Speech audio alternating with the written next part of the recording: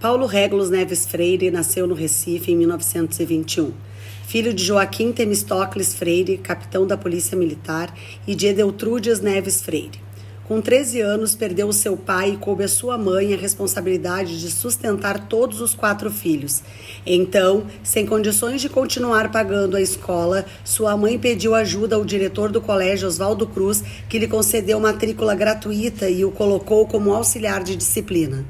Vale destacar o protagonismo do Colégio Oswaldo Cruz, sendo pioneiro da educação mista, quando em 1924 aceitou a primeira aluna mulher, bem como a não obrigatoriedade de fardas e a convivência ecumênica, pois ainda que seu diretor fosse católico praticante, conviviam em harmonia alunos de raças e credos diferentes, como judeus e árabes, católicos, protestantes e espíritas. Contrariamente a algumas citações do autor como pedagogo, Freire ingressou em 1943 na Faculdade de Direito em Recife e, em paralelo, estudou Filosofia da Linguagem, lecionando Língua Portuguesa para Jovens do Ensino Médio no Colégio Oswaldo Cruz e Filosofia da Educação na Escola de Belas Artes da Universidade Federal de Pernambuco.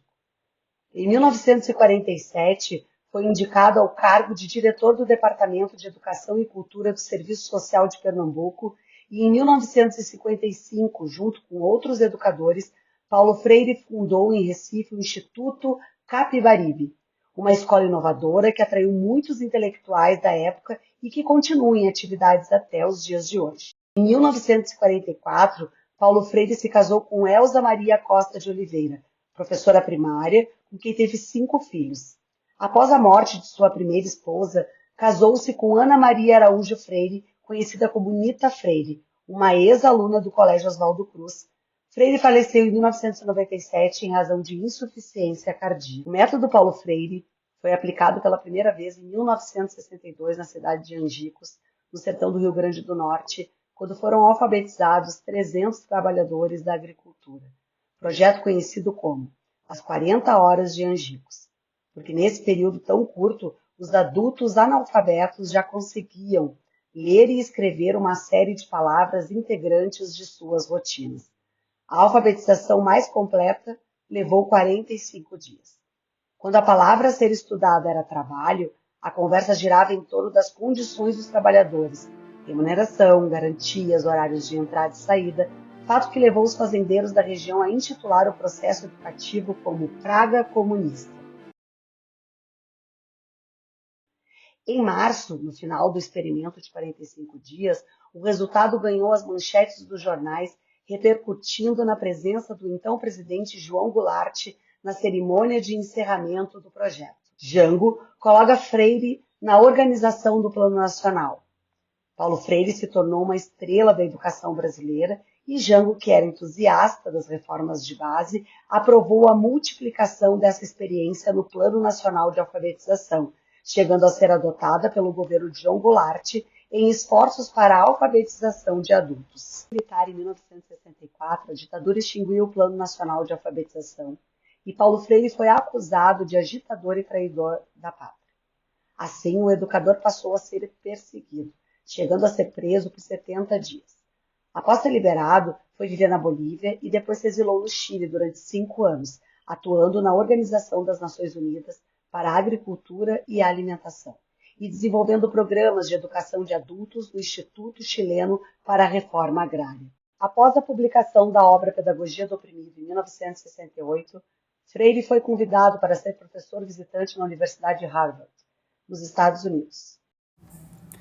Posteriormente, o autor se mudou para Genebra, Suíça, onde foi consultor especial do Departamento de Educação do Conselho Municipal das Igrejas, voltando ao Brasil somente em 1979 com a anistia do governo do presidente Geisel. Em São Paulo, o educador resolveu entrar para a política, filiando-se ao PT. Tornou-se secretário de Educação da cidade de São Paulo, quando Luísa Erundina era prefeita, ficando no cargo entre 1989 e 1991. Foi também professor da Unicamp e da PUC. Curiosamente, ainda que tenha sido exaltado em muitos países, em seu próprio país, por vezes, Freire figura como um autor contestável e de obras controversas, a exemplo da recente atribuição do governo anterior da má qualidade do ensino público brasileiro e sua obra.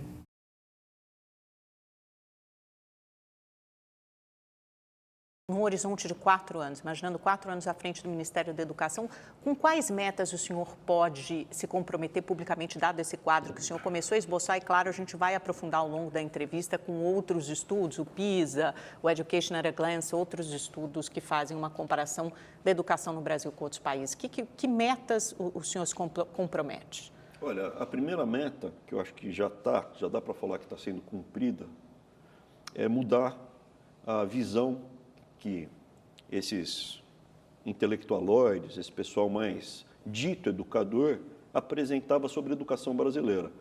Como que, por exemplo? Que nós somos referência, que o Paulo Freire é um paradigma da educação mundial. Mas ele é, né? Ele é um dos brasileiros mais estudados, pelo menos como acadêmico, como educador, é de longe o brasileiro mais estudado, mundo afora, em várias universidades estrangeiras. O fato dele ter um livro que é citado não quer dizer que seja implementado. Eu vou te dar o mesmo Mas argumento. o método dele é estudado, né? E é usado como referência. Quer dizer, existe um interesse internacional pela figura do Paulo Freire. Então, se você me permitir, o que acontece? O fato de ser estudado, o método dele não é usado na alfabetização de crianças por países em larga escala, em nenhum país fora o Brasil. A abordagem que a gente tem no Brasil é brasileira. E o resultado, objetivamente, isso é um critério científico, é muito ruim. O método que é mais empregado no mundo, pode ser Montessori, pode ser outro educador, não é nada de Brasil, é um método, né, baseado muito no fonético, na abordagem fonética. Né?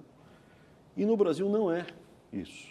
A gente criou aqui uma falsa percepção de nós mesmos que nós somos maravilhosos e o resultado objetivo é que nós não somos. Como educadores. Acha que alguém tem essa visão de que a educação no Brasil é maravilhosa? Sim, acabamos de falar que Paulo Freire é maravilhoso, é a referência mundial. Mas será que a gente pode botar na conta do Paulo Freire? Dos discípulos dele, sim, porque ele é tido como patrono. Em frente ao MEC tem um mosaico enorme, que eu diria até que é muito feio, por minha percepção de gosto. Né? A molecada, quando passa lá na frente, tudo leva susto.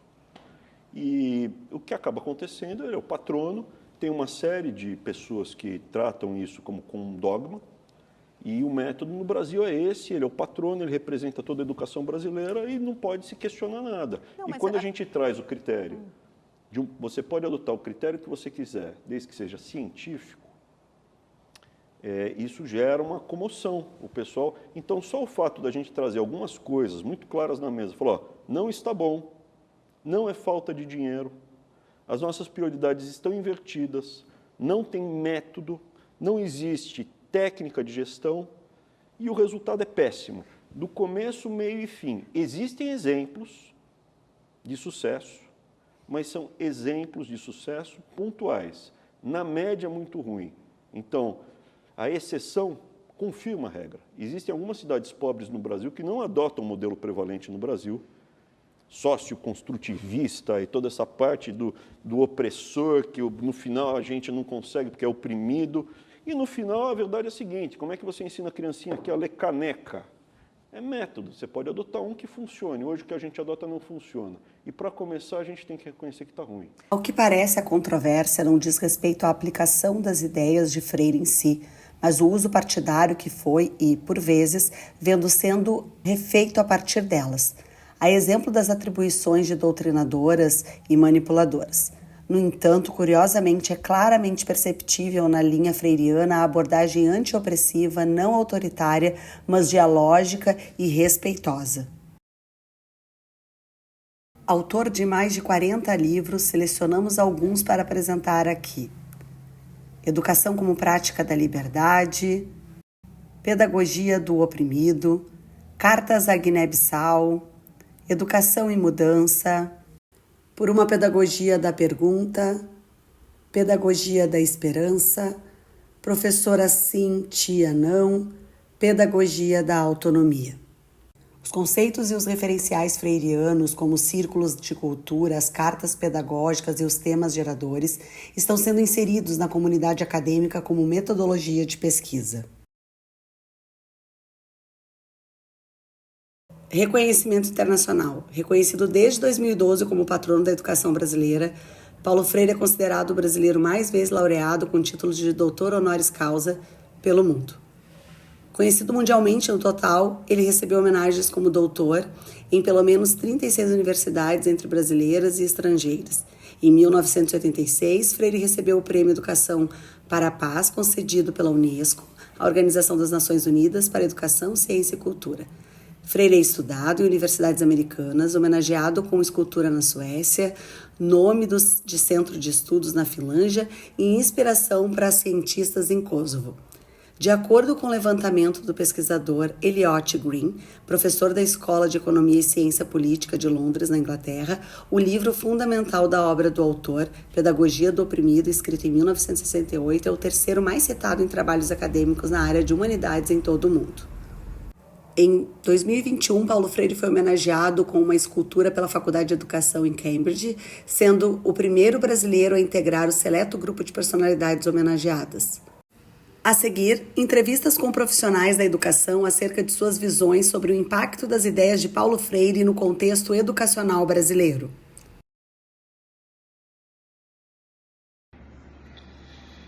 Meu nome é Cláudia Schiedeck, eu sou formada em Letras, licenciatura Português e Inglês e tenho doutorado na área da educação.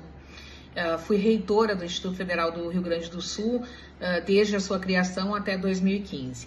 A minha tese é sobre internacionalização da rede federal, portanto, bem longe da questão da reflexão pedagógica sobre Paulo Freire e sobre os estudos do Paulo Freire. Mas eu tenho um achado que eu encontrei nos dados, nas entrevistas que eu realizei para o meu doutorado, que eu acho que são reveladores da característica, da identidade dos institutos federais. É interessante observar que a rede tem um traço de resistência que se aproxima do que Paulo Freire apresenta, né, na Pedagogia da Indignação, no que ele compreende, né, com o sentido de resistência, que é o sentido de agir e não de reagir. E por que eu digo isso, né? Porque a rede federal, os meus entrevistados, todos quando falavam do Instituto Federal, eles diziam assim, a rede resistiu. E aí eu fui atrás e pesquisando sobre essa questão da resistência. E um dos exemplos que eu trago é justamente o ensino médio integrado, né, que durante o Fernando Henrique Cardoso se tentou desmantelar o ensino médio integrado, né, e algumas instituições realmente passaram a ofertar apenas o concomitante, mas algumas instituições garantiram a permanência, resistiram e garantiram o processo de ação e de manutenção do ensino médio integrado nas nossas escolas. E foi isso que garantiu essa identidade única dos institutos federais como instituições novas e inovadoras. Então, era isso basicamente que eu podia falar. E na minha concepção é esse traço de resistência, no conceito de agir do Paulo Freire, que garante a sustentabilidade das nossas instituições.